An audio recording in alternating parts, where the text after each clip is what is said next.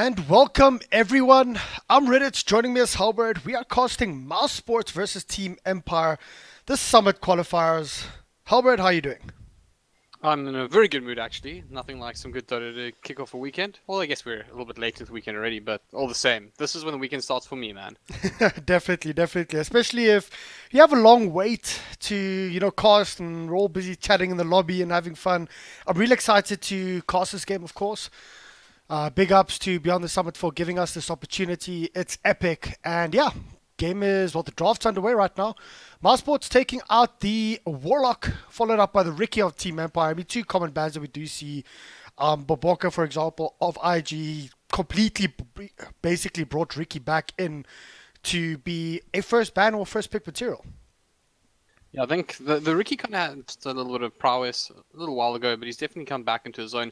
And of course, it's a very frustrating hero to deal with. We've seen a lot of the sort of interesting selections with the likes of Blink Dagger being picked up on him and that sort of thing. But all the same, it's a very strong hero, and it can cause a lot of grief. So not too surprised to see it banned out. But by the way these bans are going at the moment, there are going to be some pretty interesting heroes left in the pool. I mean, obviously the Clockwork now going is also pretty solid. But there's some pretty tough guys that are going to get through this draft.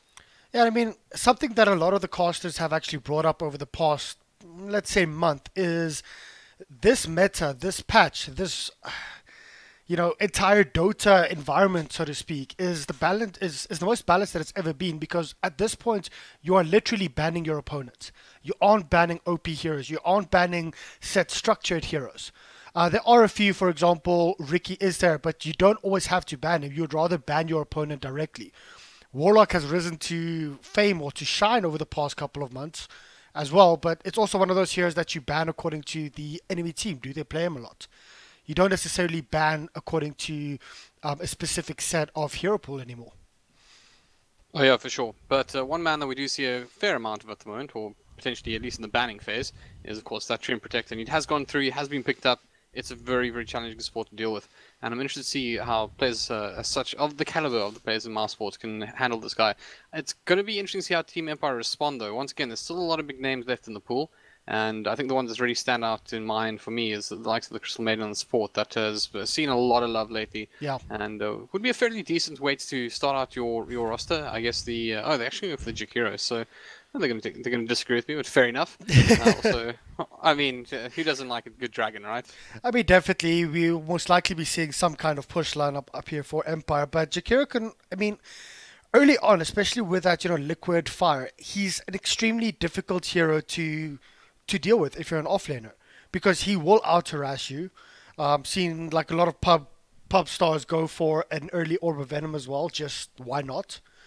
The other thing is you brought up the Clockwork ban, and then there's the the IO ban or the Wisp ban out coming out as well from Team Empire. So focusing Mousesports there with that Wisp ban specifically. But looking at the two opening picks here for the side of Empire, Jakiro and Terrorblade. I mean, both of those heroes can push. Jakiro can help with the push. Terrorblade, of course, with his Metamorphosis form, as well as his Conjure Image. You can put a lot of pressure quite early on onto the towers. I mean, Terrorblade's a very squishy hero to start off with, but he can output a lot of damage quite early on with his Metamorphosis. So are we going to see a full-on push coming up here from Team Empire, or is it a little bit too early to call? I think it's a little bit too early to call. Obviously, they are setting up for the potential of that. But Terrorblade is also one of those really powerful late game carries as well. So this could be a little bit of, a veiled attempt here to make Mousesports think that that's the case. And they could still use this to start towards a different type of lineup. But, I mean, just to add that onto Jakiro as well, is that Jakiro's Ice Path is not to be underestimated. It's a very strong spell, and the fact that it can lock down multiple heroes at once with the right sort of heroes around it, it could do some real damage. And interesting to see Darksea, actually, because that is one of the heroes that can work quite nicely with Jakiro itself. So Mousesports picking it up is as much a good, solid pick as is something that Team Empire may have considered for their own lineup.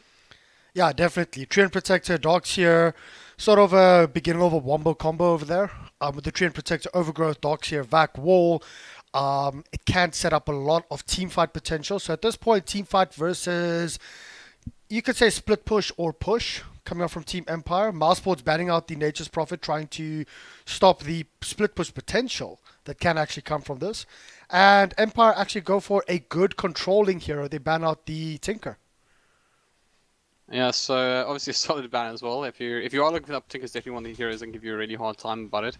So pretty solid ban in that regard. Also, the Disrupt I think is a very very solid ban. I mean, obviously you mentioned that the potential wombo combo coming out from Mars Sports could be pretty impressive, and Disruptor and Darkseer are that sort of age-old pub strat that really does shine in the hands of some solid players. So I'm not surprised to see it go. And it does beg the question where Mouse Sports go with this, because of course, these once again, this early on in the draft, you could say that this is starting towards that big team fight sort of lineup, but at the same time, it could also be these are two very strong heroes in their own right, and it could even be something like a bit of a chasing lineup with some just the sort of lane pressure that Treant can apply, as well as obviously give you some team fights. So it'll be interesting to see how this all pans out. But as far as the bans, we will see the Nature's Prophet banned out here by Mouse Sports, so they're obviously keeping an eye on that potential ratting from Team Empire. And of course, oh well, they see my good old friend the Spirit Breaker getting banned out. So I'm kind of glad we're not going to see him, because it gives us a heads up of who's going to win the match, right? Right. Well, okay, the space car, we all love and hate the space car. Love playing with a good Spirit Breaker, and love and hate playing against it, or hate playing with a bad Spirit Breaker. You know what I mean. The big thing though about that Spirit Breaker that I see is the Treant Protector, of course, always being able to go invis, the constant vision that he can give you. In most cases, I don't think Spirit Breaker is worth a ban unless you're going for a split pushing hero yourself, something that can be caught out by the Spirit Breaker, or an invis hero that might get ganked a lot, or just, there's constant vision on him even though he's invis. So I actually do like it in this specific scenario, especially with the Treant Protector there, with the possible push coming up, or split push coming up from Team Empire. Just getting rid of that Spirit Breaker, getting rid of that potential vision that they have. It sort of is not the same as a Ricky or a Bounty Hunter, but it still gives you that little bit of information as to where your enemy team is, which allows you to go to the other side of the map, push down the towers, and actually get a few objectives. Of course, and obviously the gang potential on the hero is also fantastic. And one of the things that I do feel that these sort of ratty lineups struggle against is, in fact, that sort of a hero that can just get on top of you. So it's interesting to see them actually ban it out themselves, because that is one of the heroes that might actually play into their hands. And interestingly, we are going to see, I guess it's a little bit unfair to call him poor man's Ricky at this point. Certainly offers his own value, but of course Bounty Hunter is exactly the hero that you spoke of. That is going to give quite a bit of vision to his team, a lot of information, and that'll obviously buy both the Terrorblade the ability to sort of spend a little bit more time in these side lanes farming a little bit more safely, but also I got to say I'm a little bit scared of what happens when you get a Terrorblade that gets on top of you and is getting bolstered as well by that track gold. So it could be pretty interesting how this pans out. Yeah, definitely. Looking at some of the guys on the Twitch chat asking where are we from, different accents. Yeah, we're from South Africa, sitting all the way here towards the south of the globe. So I was just quickly having a chat with some of those guys and just giving up a big shout out to all the guys that are actually joining in and supporting us. It's amazing. And once again, thanks to Beyond the Summit for giving us this opportunity. Looking at that Witch yes, Doctor. I do have a pet lion. Well, there's actually a couple of lions that broke free from one of the wildlife reserves last week, so I don't even think you should make a joke about that. I'm not. I've made them Simba. We're bros now. We're bros now. Okay, back to all seriousness right now. I was busy chatting, so I don't know completely what you said about the Bounty Hunter, but yeah, it's a poor man's Ricky. I heard that. And I literally spoke about the Spirit Breaker also filling that same kind of vision role. Not completely, but it could work. And I mentioned the bounty, so it's actually quite interesting that they do pick up that bounty hunter to try and give the vision. Ember Spurs being picked up now by Team Empire as well, so I do like this combination that they have with the Terrorblade, the Ember Spirit. They'll be able to put a lot of pressure on all the lanes at the same time and being extremely difficult to catch. Mouse Sports, they want to go for the basically team fights, and it's going to be interesting to see who can actually force the engagements or force their playstyle, whether it's Mouse Sports team fights or Team Empire's sort of split push that coming up here. Witch Doctor being picked up by Mouse Sports will actually give them a lot of control with the coconuts bouncing around, the Maledict, the heal, the sustain coming from the Treant Protector as well as the Witch Doctor. And I mean, we can't forget about the Witch Doctor ultimate, can put out a lot of damage. And Terrorblade will have to be careful, because if he is caught in that Maledict, he might actually pop before he can get a Sunder off. Yeah, that's a very fair point, and also there is a kind of an unusual way to sort of lock down the Terrorblade in this regard. I mean, it's more sort of disruption of him casting spells in a sort of solid lockdown. I wouldn't be opposed to Mousesports looking to something here that can like really just hold that Terrorblade down, because that is one of the real issues when you try to gang a Terrorblade in particular, is the fact that they got to be able to lock him down. And bearing that in mind, you also have the Ember Spirit, who also has that great way to get away all the time, pretty much going to have a Remnant up and very hard to take down. So it's a case of, I feel like Mousesports might need something that is a little bit more reliable than something like the Paralyzing cast. And even though there is that sort of value that you get from Overgrowth as well as Vacuum, I Yeah. feel like that's the one thing they're missing right now. So looking at the last ban from Empire, it is the Morphling. I actually, wanted to bring that up because Morphling would fit or basically complete their lineup, because you can actually start, split pushing yourself. You can come into the team fight after the overgrowth's been used, the Witch Doctor Dogs here, Ursa's being engaged upon. You could come from the other side of the map. It's sort of like that Spectre kind of vibe with your replicate. But Mouseport actually decides to ban out a Magnus here. So do you think this is Do you think Mouseport was thinking Team Empire was going to go for that offlane Magnus? Seeing that there's already a Terrorblade, an Ember Spirit here, so it will most likely be it would have been the 3 position. But Mousesports anyway picks up a Slark. So Slark and Ursa combo. Of course, Ursa will be running up mid up against the Ember Spirit. I've seen this time and time again where an Ursa can completely dominate an Ember Spirit if given the slightest chance.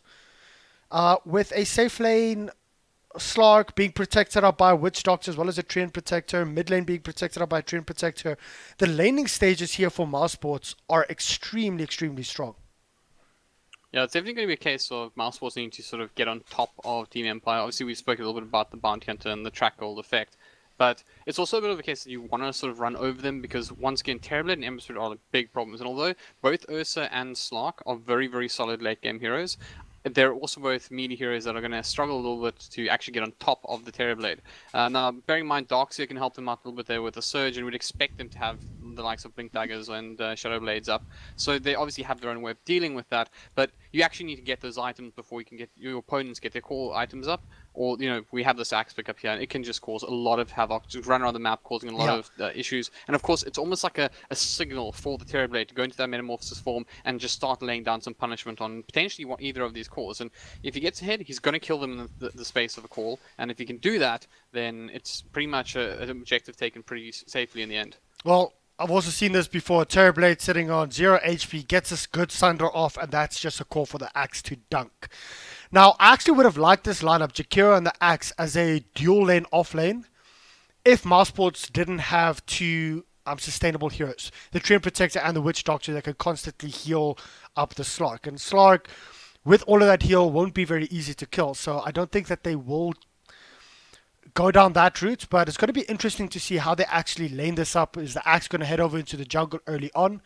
Keep in mind that Treant Protector and Witch Doctor, they can possibly kill the Axe with a Slark.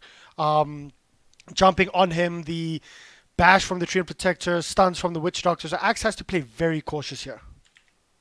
Yeah, it's the hard life of the offlaner, never going to be easy. And as you mentioned, just the fact that she can also hit you really, really hard when he comes out of his invis, it's already just an issue for someone like Axe, who he effectively wants light shots, of course, with a lot of them. And Treant's case, he's dealing a bit of punishment very, very early on with some very high base damage. So it's going to be an interesting showdown. And of course, I think the laning stage, I think we'll both agree, is going to be very, very important to the outcome of this match. Definitely. So, guys, on that note, the game has started. We do actually see a quick smoke in here from Empire just to get a couple of wards down. TP in mid, TP down. Was that a TP down towards the bottom lane just to eat the trees out? Yep. Yep. Quite interesting that Terrorblade TP's down. I think he wants to get rid of all these trees because of the Treant Protector, coming in constantly, getting that stun off. And I actually have to just up my in-game volume. Sorry about that one, because it's actually very soft. Just good There reason you go, to get guys. it There you on the go. stream. In-game volume is back up and running. Well, interesting. I actually had it muted because I was playing music earlier on the stream, so I actually had my Dota sounds muted. I'm like wondering, why can't I hear all the trees being chopped down? Nice, nice. Well, a lot of information already being applied for both these sides. We do have the Bounty Hunter already scouting out two of his opponents, and on the other side of the map, we will see, of course, maybe next time as well. Also, scouting out the Jakiro King R, so it's giving some decent information, and it will be interesting to see if we get any sort of early tussles here. Well, they don't have a sentry down, but I do like what Chappie's doing, just chopping down these trees, because of course you don't want the tree and protector to be right here and then actually just get the bash off, steal the about you and birds. Skylark actually wants to go in. Is he going to be able to get the runos? There's going to be a first blood. There's a lot of action actually happening off here. Dark's here taking a lot of damage, forcing out the metamorphosis through from the Terrorblade, and they're still trying to push here. Skylark is busy ticking down. Will they be able to get this first blood? There you go. Miposhka, he gets the first blood. Now they actually want to go in for more. Body blocks are coming through as well. This might actually be 2 heroes down for the side of Mousesports, and there you go. Starting off a game, getting 2 kills before the creeps have even reached the lane. And 3 bounty runes as well. You're not going to get a better start than that, really, in an environment like this. So, really, exactly what they would have wanted to start this game off. And if they can sort of apply them to a little bit of pressure, obviously they will have a very fine time in the lane. So Empire obviously looking pretty solid right about now. Yeah, this middle lane is going to be one that we have to keep an eye on, especially as soon as Ursa starts hitting that level 3 mark. He can get an Earth Shock off, overpower, get the Fury Swipes onto the Ember Spirits, and it completely eats through him, because of course that is physical damage. And if I'm not mistaken, the Flame Guard only blocks magical damage, isn't it? Yeah, I believe so. So, yeah, it is a little bit of a tough one for Empire in that regard. Obviously, the Ember Spirit, if he actually ever tries to get into like a man-on-man tussle with Thug, chances are he's going to be on the receiving end of that. But one would expect he'll try to avoid that for the most part, and wait until he's got an opportunity at something a little bit squishier to start his rampaging ways. But it is also interesting to see that we see the dual lane coming off here on the bottom lane. So maybe next time, as well as Skylark actually doubling up here. Oh. There's been a little bit of extra experience here, and a lot more pressure towards this axe potentially as Bounty Hunter. There's actually de-sentry here. We're getting a little bit of love from Spartan at the same time. They dropped the sentry, then he countered the sentry, basically scouted it out. And this Witch Doctor's gone for a level 1 in Maledict. Quite interesting. Yeah, it's obviously a sign of aggression there. They think that if they can potentially get that early latch onto the axe with a little bit of harassment, they'll be able to bring him down. So it's not something we see every day, but certainly with the likes of Slark, it's completely viable. I guess we live in a world now where most things in Dota are viable if you do it well enough. So Spartan, you know, maybe hoping you'll get an Agnum Scepter early with a couple of Maledict ticks. That's it. Thug just constantly trying to get the Fury Swipe stacks off on the Ember Spirit, but the Ember Spirit's actually been dodging most of them out the whole time, and Thug might be in quite a bit of trouble right now. Bounty Hunter has come in. Is there a Searing Chains if they need it? They do have it with a haste run up. There you go, but this is going to be very close. He has to actually be very careful. Ember Spirit might drop from this if he gets one more Fury Swipe. Well, if he gets hit one more time, but unfortunately not. Going back to Shrine up is Ursa, and I won't be surprised. Yep, there you go. Ember Spirit also moving back towards the Shrine. So a lot of aggression, and I actually thought that haste run would be able to give them more in that middle lane, but the Ursa was just around the creeps too much. The Searing Chains, you know, if he actually cast the Searing Chains there and it didn't latch, he probably would have died. Yeah, I think he was probably okay with the pace runes, so he would have been able to outrun it. But at the same time, I hear what you're saying. And the thing I liked about how Thug played, that he was very casual about it all. Sort of, I'm going to finish this creep first, and then when I'm done with that, then I'll deal with this problem at hand. And obviously understanding this lane very, very well. But towards the bottom lane, we want to have some action as well. Yeah, well, let's have a look. Sorry about that. I was busy following up around the other side. Skylark, he actually does get out of this. The thing is, do they have the kill potential? Oh, actually they might. Jakiro taking a lot of damage here from the Iron Shells, but nope. Seems like they will just turn around, and there you go. Yeah, Treant Protector getting... come on. Treant Protector gets surged away. It's like going in, getting out, going in, getting out, not actually accomplishing much. And they won't be able to Shrine up because Shrine's already been used. Not Darkseer. Bounty Hunter's busy chasing up to maybe next time. But will he... He does have a level in Janata, but I don't think he'll be able to catch up. I don't think this is a kill for him, but at the very least he can escort his friend back to base. This actually reminds me a lot of something we've seen in the past, and probably not something you've seen on the international scene too much, but the age-old Ogre combining with the Darks here in that bottom lane. Oh, it's just this tanky hero that's happy to trade bows with you. Iron Shell him up, and of course with that Surge can do a lot of damage. But obviously we saw the tree already respecting that lane as well. He had a potential takedown the Jakiro, but definitely didn't want to overstay his welcome. You can see just once again how much damage a Metamorphosis on Terrorblade can do very, very early on. Even though it does have an extremely long cooldown, 140 seconds, Metamorphosis, I mean, for the next 80 seconds, they should be okay. This is the time that they want to try and gank the Terrorblade. Terrorblade does not have a lot of HP. Level 5, only sitting at 600. But once again, it is extremely difficult because their supports can actually just come in. The Coconut lands onto the action on the top lane. Hold on that thought quickly. The Maledict's also there, but unfortunately, they have to run away. These spins, only sitting at level 2, the counter Helix, but it was just going crazy. Madara had to back out there. Yeah. Well, interesting as well, Spawn really going high into the Magic here, so the damage is definitely coming out onto the Sax in this Suicide lane. I so, like this. I really do. I really enjoy, watching Maledict he's build. not liking the Bounty Hunter right now. Actually, will miss that Maledict as well and enjoy a little bit of battle hunger for his efforts.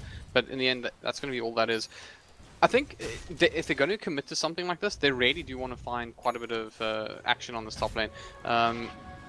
If this Axe does sort of get reasonable farm in this lane, in fact they're going to catch him with the Lash as well, and this should be the end of him.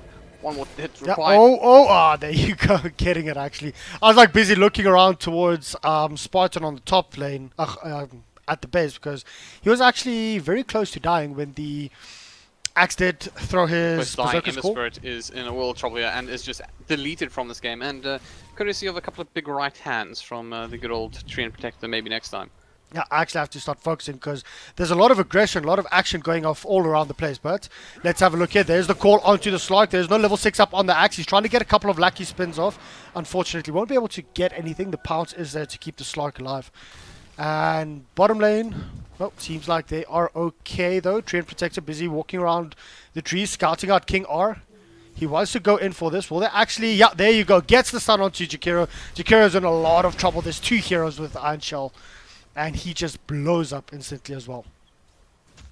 Once again, that Invis Retreat paying off, but I think that's probably something that Empire won't be too dissatisfied with. It sort of happens. You can expect to lose sports every now and then, and that's pretty much Tree's job. I mean, he's going to have to find more of those opportunities, especially early on when he really does have an overwhelming presence in the laning stage.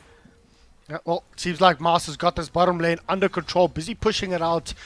Quite interesting that they aren't trying to defend this, but it seems like they're going in towards the middle lane. They want to kill Thug at this point, but no, Thug, will he actually be able to get the kill onto the Bounty Hunter, or is he going to die first? He does have level 6 up, so Enrage does keep him alive a little bit longer, but eventually he does die. King R getting that kill. It looks like Bounty Hunter also falls down as well on the sidelines there, courtesy of Spartan. So there's some nice trades here going on. Yep. And I guess one thing that's top lane as well. Slock just getting absolutely monstered in the top lane next to Chaffee on his we have to be on our game right now because there's action literally all across the side of the map. Top lane, middle lane, bottom lane is just constant aggression, constant action, and we might actually see an engagement coming through on top lane. Tree and Protector trying to go around, but he goes onto the Terrorblade illusions, but I think they might actually be able to turn this and get the kill on Chappie. Do they have any kind of latch, any kind of catch? Chappie's in a lot of trouble. One more click needed. Unfortunately, it's not going to get it. No, Thug misses that hit. He actually turns around before he gets that last attack.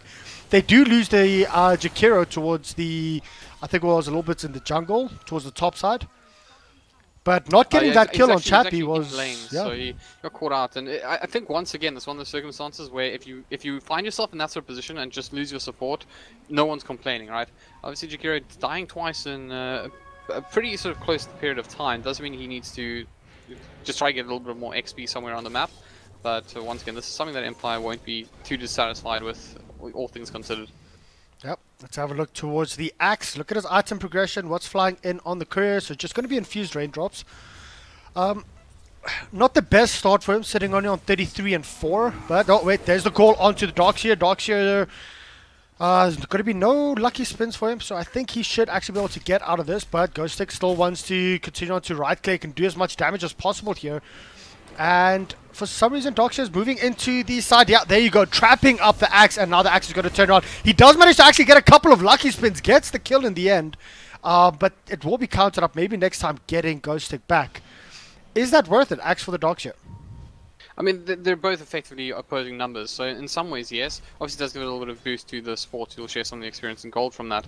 But I think they'll be okay for the most part of that. Also, it was a scenario where you have to consider there were TP responses as well, so it's a little bit of a costly kill for them at the same time. Well, it's Axel, it's kind of a free trip back, but I think when you go in that deep, you already know that you're going for a sacrificial kill, and in some ways, he was a little bit lucky to get away with it. Yeah. I actually do like the way that Darkshire drew in the axe all the way here, because he knew when his TPs came in, the axe wouldn't be able to get out of that. So, going for a guaranteed trade-off. Very well played. But, meanwhile, towards the top lane, Slark is just busy healing up. But there you go, Axe. I mean, this Axe is playing extremely aggressive. This is the old school Team Empire that we all used to love or hate, depending on how you'd look at it. And Slark's busy running away. But they might actually does not like him right now. Yeah, they might actually catch the Slark out. And to be honest, I like this. Chappie's just focusing on the tower, letting everyone else chase the Slark, letting everyone else do what they need to do. But the TPs are coming in. The stun actually goes onto the Terrorblade. There's the ultimate as well as the Maledict. Unfortunately, there's no vision. So it was just 2 hits from the ultimate. They do manage to also get the tower, and that might just be a couple of ultis and a tower lost for the side of Mousesports. Meanwhile, we do see that the Darkshire actually dropped towards, I think it was the bottom side. Where did the Darkshire? Effen and Poshko managed to pick that one up with a nice combination there. Obviously, once again, Bounty Hunter just showing his value in getting around the map. We've actually seen this man all over at the moment. He's just traveling. He's basically an adventurer.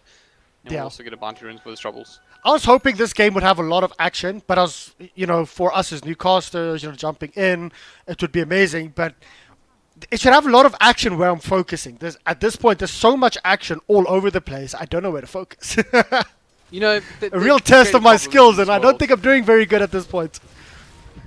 I think when a game of Dota has too many fights, I'm okay with that. That's something I can live with. Well, then again, it is Team Empire, so I should not expect anything less. Maybe next time he's just keeping vision here on the Ember Spirits in the jungle. Are we going to see any kind of wraparound to try and get that kill? Nope. Just leeching experience. Level 6 is up. So a lot of ultimates are up. Who do you think will make the first move in regards with grouping up together, pushing up together? Will it be Mousesports because they do have a very good teamfight lineup? Or do you think it's going to be Empire just constantly putting pressure on Mousesports and not allowing them to do that? Well, to be perfectly honest, I think Mousesports would prefer a fight early on. I mean, you never want to see Terrorblade get bolstered up by just passive farm. So they definitely like to put a lot of pressure on very early on. And the same time for Empire, they don't have as much as of an issue of just chilling back. They obviously still want to get a few items up on the Ember Spirit as well as the Terrorblade. So they'll be pretty happy just to exchange farm for the time being. And it's really, I think, up to Mousesports to put a bit of pressure. And they seem to agree. They're smoked up. In fact, going towards middle lane. Not going to find anybody just yet. Oh, this Axe is on very low HP. Very lucky that he didn't actually run towards the side, because he just would have been jumped instantly. I do like the smoke coming up from the side of Mousesports, trying to put pressure on Empire, put pressure back on them. But Empire sort of smelled it coming. They are abandoning mid at this point. Of course, there is a cliff if they have to use it. But yeah, there you go. They want to go onto King R. King R gets jumped on instantly. This is, of course, the Blink Dagger reveal, and King R is going to drop. Unfortunately, Skylark getting it, not Thug. But so, Blink Dagger reveal, worth it. Yeah, you see, that's a pretty interesting one, right? Because normally you would want to use your Blink Dagger reveal on something a little bit tastier, one of these cores. But they're actually both quite hard to take down, and you've already commit that smoke. So you have to get something for your issues, and once again it's the Jakiro, he's really been the sacrificial lamb of this matchup so far, getting, tanking the gank, as it were. But it is one of those cases that it really comes down to who's dying, right? Because Chappie's, he's fine. He's spent a lot of time farming. He's going to find even more farm as he progresses down that item build, and it'll just accelerate. So it's kind of, if you're going to have somebody die in this team, there's a Blink Dagger up on Axe quickly. He wants to go in, get the jump. There's the call onto the Ursa. Ursa has to be in, is in a lot of trouble right now. And the Searing Chains will keep him in place. Is there going to be a lock? No, Ghostlick's actually still surviving at this point. Unfortunately, Ember Spirit actually had to use a Fire Remnant just to get out of that one. And Darkshire wants to go in for more at this point. Are they going to be able to get any kind of kills? There you go. Slark is turning around, going in onto King R. Does manage to actually get that. And Ember Spirit gets out alive. So it's a 1-for-1 trade-off, but favoring the side of Empire. They got the kill on the Ursa. Yeah, I think that the Axe was very lucky there. Obviously, mistiming his Culling Blade was not something that any of one of his teammates wanted to see. He got very, very low, and obviously Darkseer was right on top of him, but picking a nice spot to just you can tree line and TP away. So got a little bit lucky, and of course, Slark coming around the back line there, managing to pick up the Jakiro. It's not the trade-off you want, but you know, you'll take what you can get in that scenario. Yep.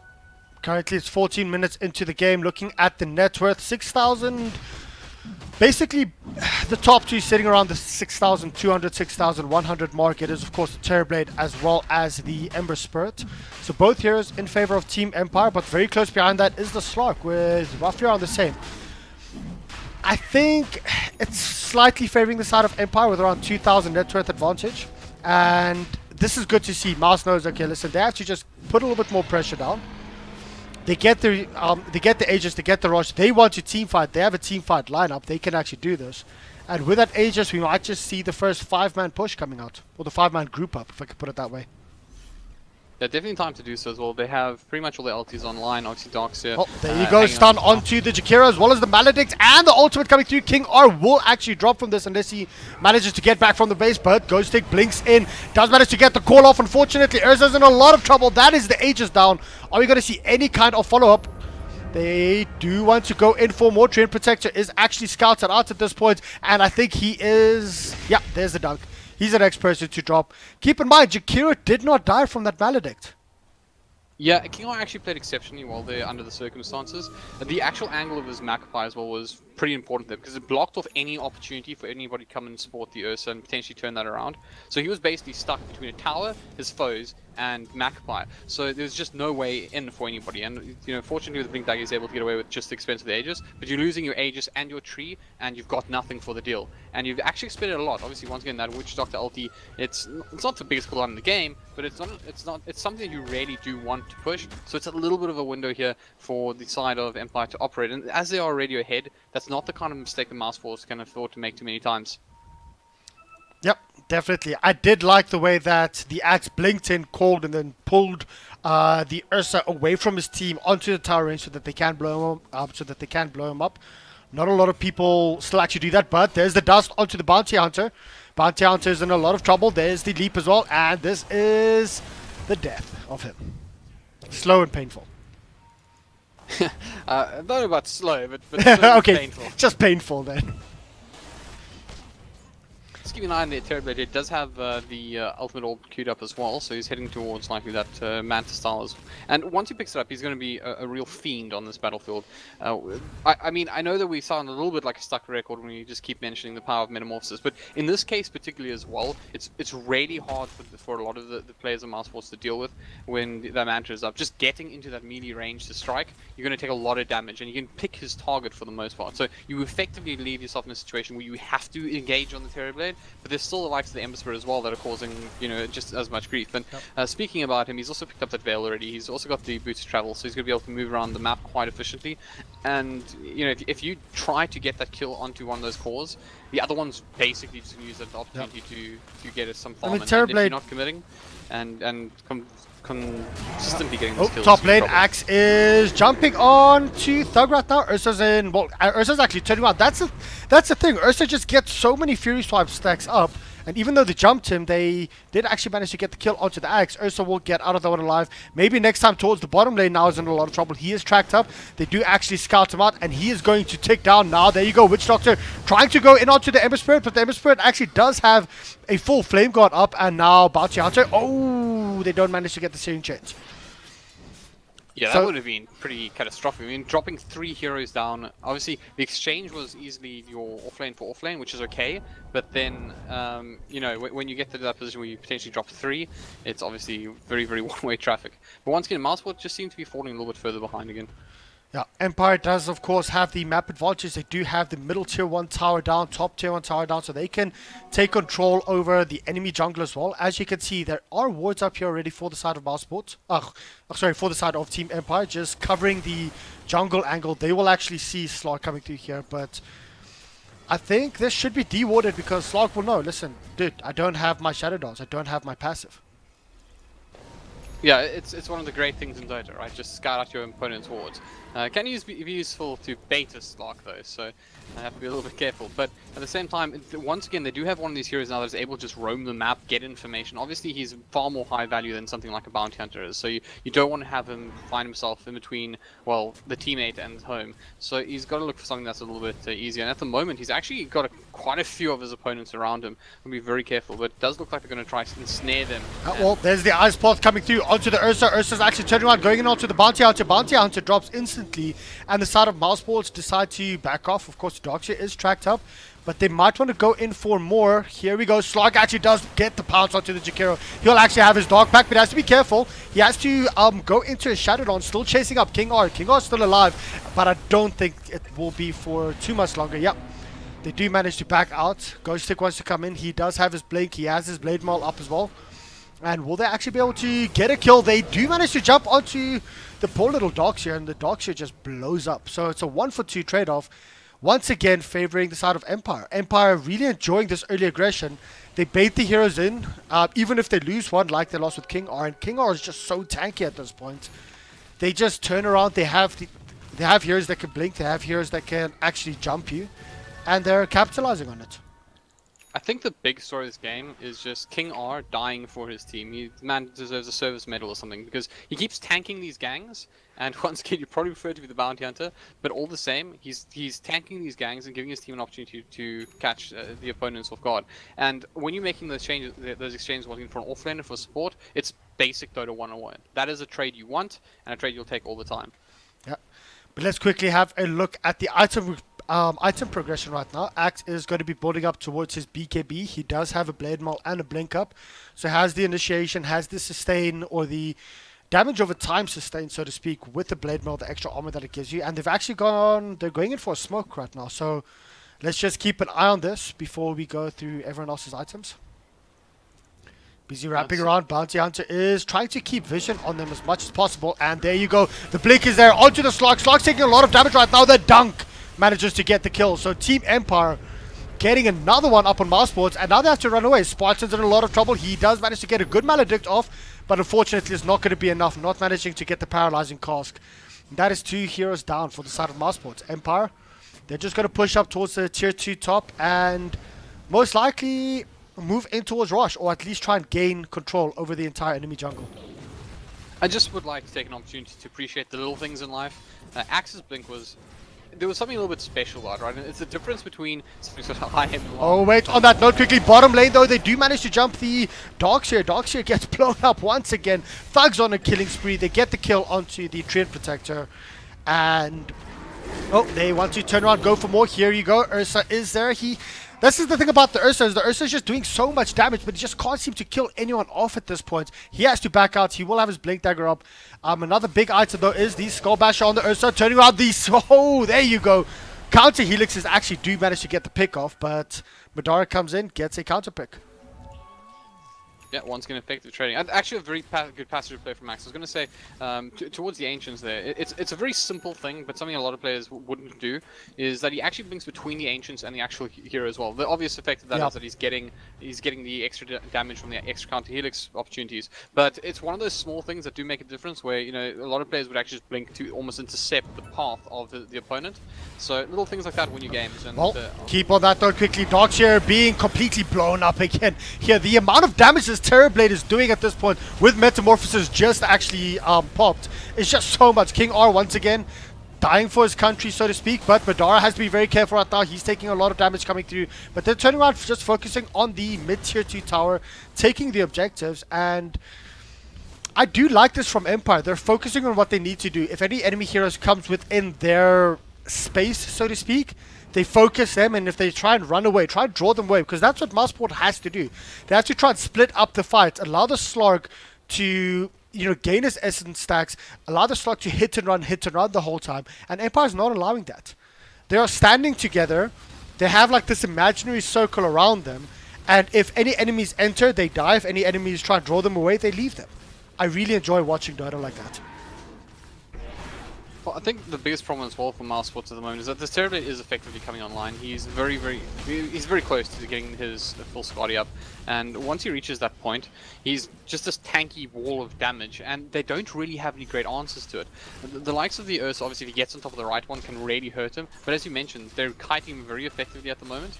So it's going to take a really strong combination from the Darkseer and that Treant Protector to really put their opponents in a position where they can get the multiple hero Maledict and cause some real damage. That Treant Protector comes a little bit closer here. Oh no, wait, they do manage to jump onto King R. King R gets blown up.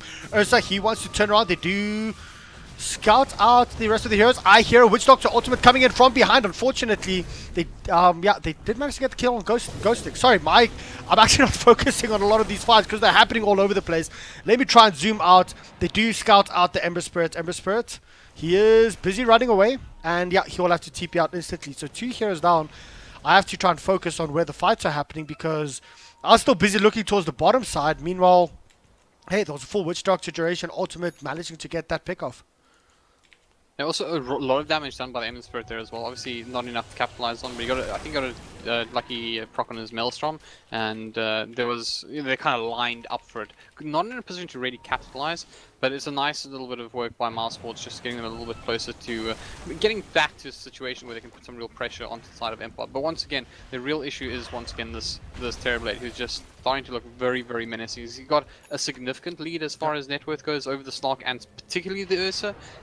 I don't know how... Well, here's a smoke rotation coming up. Let's focus onto the Axe. Axe will want to get a good call off. He gets a call on that onto the Slark, and they actually do turn around, get the dunk in, and they're just going to be pushing up further.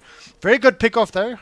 Does the Slark actually have buyback? I mean, this early on, you never want to actually blow or use your buyback. And no, he doesn't. 89 gold needed. Oh, there's the dunk. There's the poor little dunk. Empire just flexing their muscles and playing extremely good Dota right now. They know they have a bit of a power spike as well. Darkseer, Wolvac coming up. They're turning around, blowing up the Jakir right now. I can't actually focus on what's going on. This is the first Treant Protector overgrowth that I'm actually seeing, protecting up his team. Now they have to turn around. They go up to the shrine right now. Will they decide to blink in, try and move in forward? Unfortunately, Chappie is just so tanky right now with this Eye of Scotty. They scouts out the Treant Protector. Treant Protector gets blown up as well. I'm saying blown up way too much this game, but that is in actual fact what's happening here. The amount of damage coming out from Empire is just ridiculous. And unfortunately, a little bit sloppy from us as well in the end. There's the massive problem here is that they just lack any form of real damage. You try and talk about having to play out these dream scenarios, right? Where you get that vacuum. But they have the Ursa. They have the Ursa to actually put out that damage, but the Ursa is also damage over time. The longer he can attack someone, the more damage he does. It's the same thing with the Slark. The longer the Slark, the longer the Slark can attack someone, the more essence shifts or essence stacks he steals. And Team Empire is just not allowing them or not giving them that opportunity, not allowing that sustain. And we actually thought that the side of mouz had a lot of sustain. They have a lot of healing. It's just getting eaten through instantly. Yeah, I think item sweet spells sometimes, and it looks like we're going to see another tussle here by the Rush, but well, there's a good call coming up from the Slark, not from the Slark, from the Axe, pulling the Slark up a little bit. They're trying to delay this rush fight as much as possible. Let's see Empire trying to jump in towards the backline. FN going in onto the Witch Doctor. Witch Doctor gets blown up instantly as well as King R. So it's a 1-for-1 trade-off at this point. All of a sudden, mouz, they might want to try and chase this. They might want to move a little bit forward. But unfortunately, Ursa, he is going to drop his Enrage is up. He could not do much there. And that's 2 heroes down for the side of mouz sports. This will be Empire just moving into the rush pit. Oh, this Axe! Insane plays coming through from him. He just walks up, says, I wonder where the Treant Protector is. And he just gets a very insane call coming out. Catching him, and yeah, that's 3 heroes down for the side of mouz sports. Empire looking really strong. I have to say, this Axe has been playing phenomenally well. Extremely well. I think the entire side of Empire have certainly come to the party. I'm enjoying giving Jakiro a little bit of a hard time on good old King R, but the reality is that they've all pretty fulfilled their roles well. But the thing that I really am impressed by them in this matchup is that effectively Mousesports are in this position where they know that they're quite far behind at this point, and they're looking for that perfect kind of engagement. And Roshan is a great opportunity to actually get that happen for you. Yeah. And with the Ursa, you don't have to overcommit heroes into the actual rush, but you can pretty much leave Thug to do his job.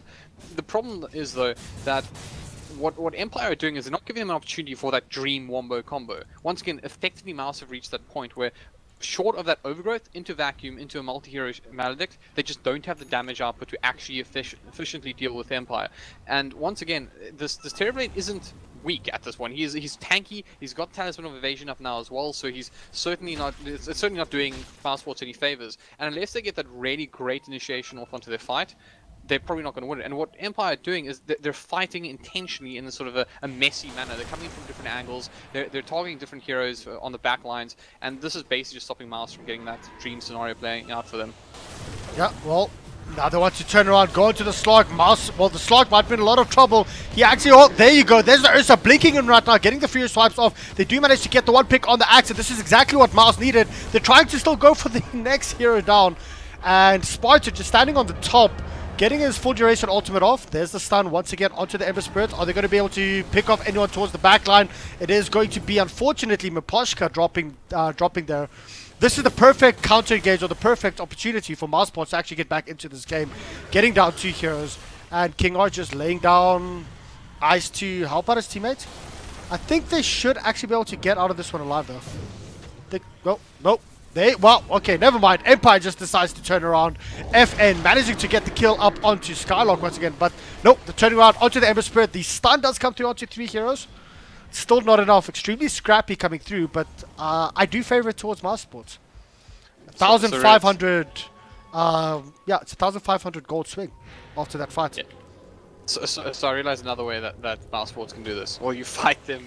You fight them when they don't have their full team there, because that was actually a fight that Empire picked, and they had the Aegis and they felt confident they could pull that off. But the problem was that they actually didn't have their major source of damage around that fight. Obviously, Ember Spirit can hurt, but the problem is that Ember Spirit is going to give you that like flash amount of damage, and then beyond that, he's going to have to wait a couple of seconds to be able to do the same thing. So the moment they weren't able to finish the job on the Ursa, it gave Mousesports all the time in the world to get into that shrine position, start fighting from the high ground. And if you read the Art of War, you'll know that you never mess with the high ground, guys. And of course, that is exactly the kind of opportunity that Mousesports need to lap up. Or if you've watched Star Wars. Anakin, I have the high ground. Give up, you know? I mean, there's that too, right? You're a better geek than I am, friend. Yeah, I'm not even going to debate that. Meanwhile, though, middle lane, there's a good vac wall coming through. Unfortunately, Jakira's in a lot of trouble. He gets blown up by the Slug. Slug's busy pushing a little bit further. Of course, Darkseer is there as well. Darkseer does have a full Blink Dagger as well as a Guardian's Greaves up. And this is the time that Mousesports should group up. They should be fighting together, keeping one hero of Empire down the whole time, forcing them to fight 4v5, putting pressure back onto Empire. And, you know, just at the back of Empire's head, they have to then start thinking, oh crap, you know, can I go out alone? Because every time I go out alone, we lose a tower, we lose an objective, and Mousesports is just coming back bit by bit. It is actually a very good comment you make as well, because we saw in that entire fight that Chappie was just completely commit to that tower. He just said, guys, you handle that, I'm going to get an objective whilst you fight. And that is one of the obvious but really effective threats of the Terrorblade, is that he doesn't actually need to fight, he just needs his team to live long enough.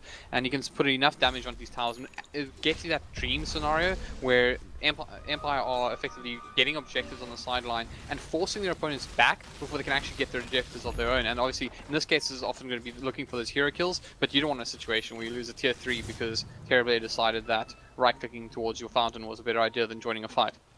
Yeah, definitely. Well, let's have a look here. The entire side of Empire is towards the bottom lane, and Mouse is trying to flank them up. The smoke, of course, gets popped instantly. Axe goes in with a blink call. Unfortunately, or not a blink, just a call. Unfortunately, Mouse does manage to get the pick off. There you go. Ursa's turning around, going on to Chappie at this point. But Chappie, he's tacking it up at this. He's tacking it up. He has a butterfly. He has an Eye of Scotty. They literally can't do anything here to this Terrorblade, and Thug might be in a lot of trouble. Thug, he has his BKB. Is he actually going to drop from this? There you go. Chappie actually does not manage to get the last hit. It is FN. They turn around, get 2 heroes down for Mousesports. They want more. They're busy chasing. And Madara, he's going to try and cut the creep wave and try and stop this push. What looked to be a very good start for the side of Mousesports, unfortunately, they tried to throw everything onto the Terrorblade, but the Terrorblade is just too tanky. I didn't even see that the Terrorblade had a butterfly up now. Yeah, he is a very, very powerful hero. Once again, talking about the network difference at the moment, he is a full 10,000 ahead of the Ursa. He is effectively, you know, the hero in this game that you do not want to mess with. And at this point, you ask yourself once again, where do mouse sports find the damage to do this? And one of the big ways, obviously, when you're behind, is you find those heroes that give you that ability to lock somebody down. And hold that thought, because it looks like Madara will actually pick up a nice, tasty. I do like this. I really like this from Madara. Picking up the gem, having that Monkey King bar as well, means he can roam around, and if the bounty hunter comes close, he can always get that kill. If anyone else comes close, he will be able to see them. You know, he has better vision over them, and he could just move around a little bit better, as well as dewarding if his passive goes off, because then he could deward by himself, and he should be a lot safer. I really like this pickup. He's also quite a hard hero to take down in general. Obviously, if you can't lock him down for long enough, he's going to shadow dance away and just pounce over a cliff and, you know, goodbye. So it's a pretty solid hero to carry this gem for the time being. And as you mentioned, Bounty Hunter is such a tasty pickup for him, and it's exactly what he needs. And although Bounty Hunter obviously is a support, and you would normally think, oh well, you know, it's just support that he's picking up, it's not a big deal. But the case is, because he's a Bounty Hunter, the nature of the hero means he has far more passive gold than his counterparts. Yep. You can see it in the fact that he's got almost, not quite double, not really, but not far off his counterparts on the other side. So he's certainly a tasty treat for the Slark, and you know, maybe a couple hundred of those in mouse sports will be in a better position. Yep. Big shout out to everyone watching on stream. Wait, no fight happening there. Shout out to everyone watching on stream, supporting us. It's been amazing. There's quite a few of you guys asking if I'm the guy that had that Reddit post. Yes, I am. Much appreciate all the support you guys have given, and special thanks to, of course, Halbert for joining me in co-casting today. But let's have a look on towards this top lane. We might actually see an engagement coming through. A couple of TPs are there. Spartan, he does not have a paralyzing cast, but he's still moving in quite deep. He has to be careful that he doesn't get blown up by the Terrorblade. But there's the wall back. Now it's illusion versus illusion. Counter illusion versus counter illusion. They're trying to do as much as possible, but the Slark gets blown up. He dies. Spartan, he wants to go in. He drops his Death Ward, but unfortunately, there's just not enough damage, and the illusions coming through here from the Terrorblade are just doing too much. The illusions by themselves are keeping everyone pushed away. They can't do anything to Chappie. The buyback is there onto Madara, but he has to run away himself now. This just might be the beginning of the end for the side of Mousesports. If they, I mean, what can they do up against Chappie? He was literally standing there. I thought that they had enough.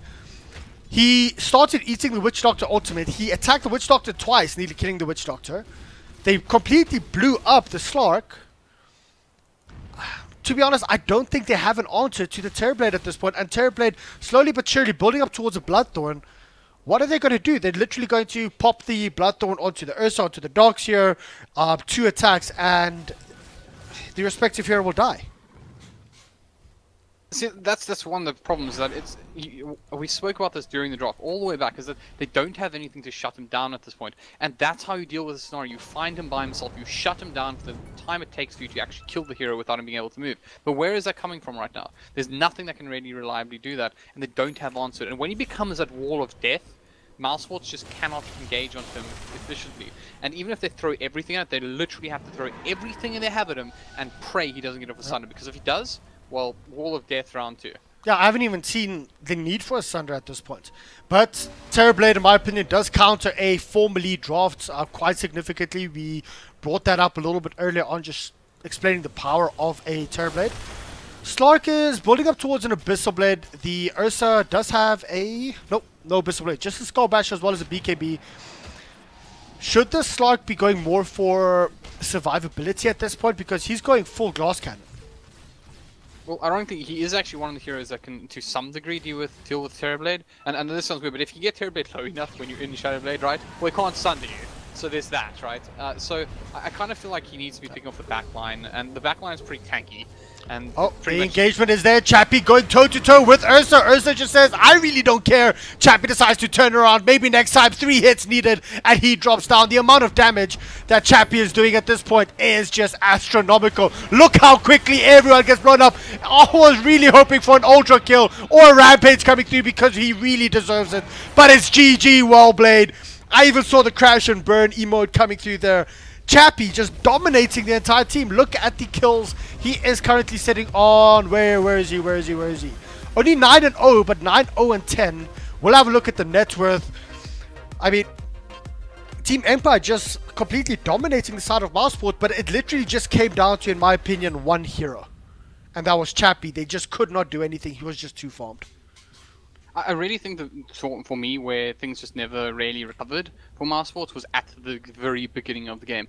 Like I said in the draft, you had to sort of come out on the lanes on top, otherwise this was the inevitable outcome. And effectively what happened was they started out by dropping three bounty runs, and of course also dropping 2 kills, and it's not where you want to be, and just put so much pressure on you from the offset. And you often in those scenarios you feel like you have to capitalize on it, or rather you have to overcompensate for it, and you come back swinging, and if it doesn't work out for you, you find yourself in a very deep hole. And this game was effectively almost a 4 protects 1 until the 1 came online, and when he came online, well, we went into round 2. And I'm not going to say blown up as much in game 2, but this game, it literally was everything being blown up. I enjoyed it, guys. I'm Reddit, of course. Check me out on Twitter at RedditDota. Joining me was Halbert. Check him out at HalbertZA. Stay tuned for game 2 between Team Empire and Mousesports. It will be coming up now.